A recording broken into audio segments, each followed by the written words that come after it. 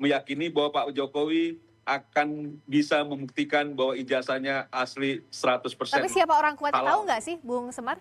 Sebenarnya kalau Anda Ya dan mungkin relawan? saja karena dengan proses perjalanan yang kita lalui begitu lamanya, proses dari proses 1, kedua, ketiga, keempat dan lain sebagainya, tentu orang berasumsi bahwa Roy Suryo dan kawan-kawan tidak berdiri sendiri itu sangat masuk akal. Oke. Sangat masuk akal.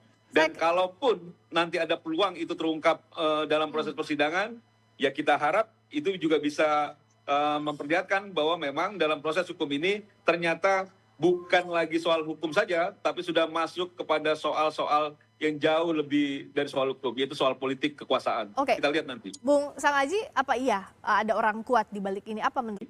Meyakini bahwa Pak Jokowi akan bisa membuktikan bahwa ijazahnya asli 100%. Tapi siapa orang kuatnya halal. tahu nggak sih, Bung Semar?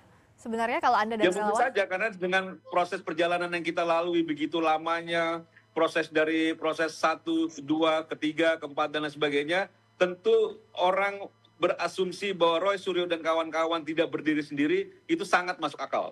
Oke. Sangat masuk akal.